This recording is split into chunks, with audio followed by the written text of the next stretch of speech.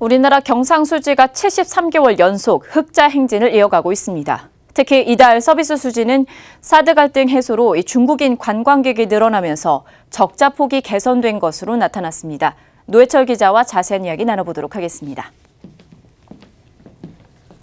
네, 노 기자, 지난 1월에 이 사상 최대를 기록했었던 서비스 수지 적자가 이제 감소세를 이어오고 있습니다.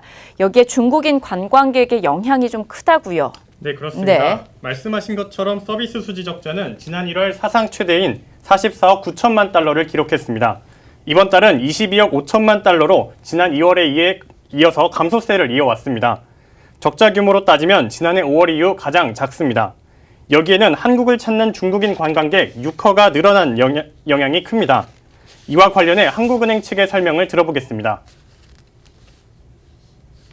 서비스 수지의 적자 규모는 운송 수지 및 여행 수지의 개선으로 전년 동월에 31.1억 달러에서 22.5억 달러로 축소되었습니다.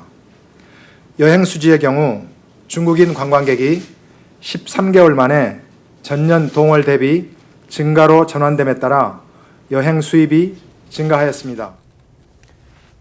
예, 실제로 지난 3월 중국인 입국자 수는 40만 3천 명으로 사드 보복이 시작됐던 1년 전보다 11% 넘게 늘었습니다.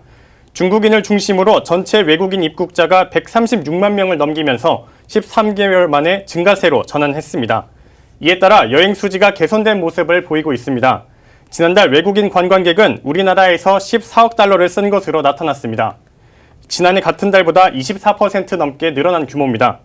여행 수지 적자 규모도 지난 1월보다 8억 달러 정도 줄어든 13억 1천만 달러를 기록했습니다. 6호의 기한이 좀 반갑기는 한데 이러한 추세가 앞으로도 지속될 수 있을까요? 현재 사드 보복 여파가 회복 조짐을 보이고 있다는 점은 일단 긍정적으로 작용할 것으로 보입니다. 실제로 중국 정부의 한국행 단체 관광 금지 조치가 해소되는 움직임을 보이고 있는데요.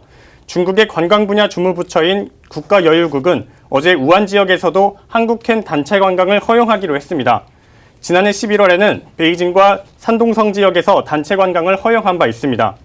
일각에선 중국인 관광객 증가세가 안정적으로 이어질 수 있을지는 좀 더 지켜봐야 한다는 지적입니다. 중국인을 포함한 외국인 관광객이 봄철에 늘어나는 일시적인 요인도 작용할 수 있기 때문이라는 겁니다. 네, 지난달 본원소득 수지 적자폭도 좀 눈에 띄고 있습니다. 지난해 같은 달보다 3배 이상 늘어난 것으로 보이는데 구체적으로 좀 살펴보죠. 네, 그렇습니다. 지난달 본원소득 적자폭이 15억 8천만 달러를 기록했습니다. 지난해 3월에 5억 달러대 적자보다 3배 늘어난 겁니다. 한은은 국내 기업 실적 개선으로 외국인 투자자에게 지급된 배당금이 많았기 때문이라고 설명했습니다. 본원소득 수지의 적자 규모는 외국인 직접 투자 기업의 해외 배당 지급으로 인해 전년 동월 대비 크게 확대되었습니다. 매년 3, 4월은 국내 12월 결산법인의 배당 지급 시기이며 최근 국내 기업의 수익성이 개선되고 외국인 투자 잔액이 증가함에 따라 직접 투자 배당 지급이 역대 최대치를 기록하였습니다. 실제로 외국인 투자자에게 지급된 배당금은 28억 달러를 넘기면서 역대 최대치를 기록했습니다.